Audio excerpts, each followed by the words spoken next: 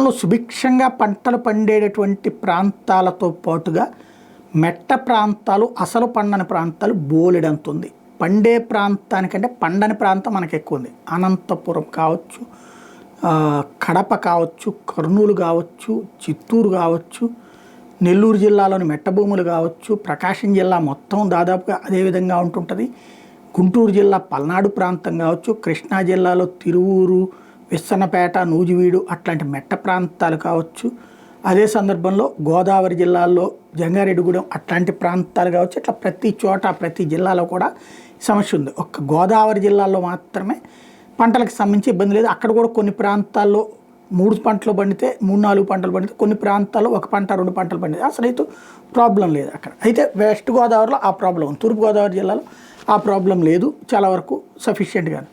అయితే ఇదంతా ఎందుకు చెప్పాల్సి వస్తుందంటే, ఈ సరిగ్గా పండని చోట్ల డ్రిప్ ఇరిగేషన్ అనేటటువంటి దానికి కేంద్ర ప్రభుత్వపు నిధులు ఉంటాయి.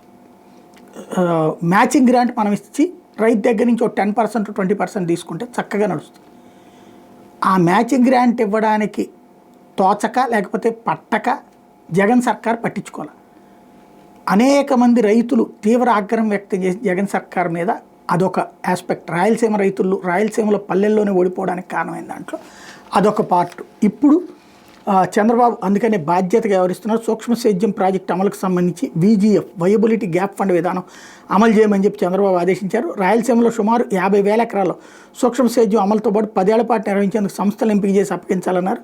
దీనికి కేంద్రం నుంచి కూడా నిధులు వస్తాయని వెంటనే ప్రణాళికలు రూపొందించమని సూచించారు.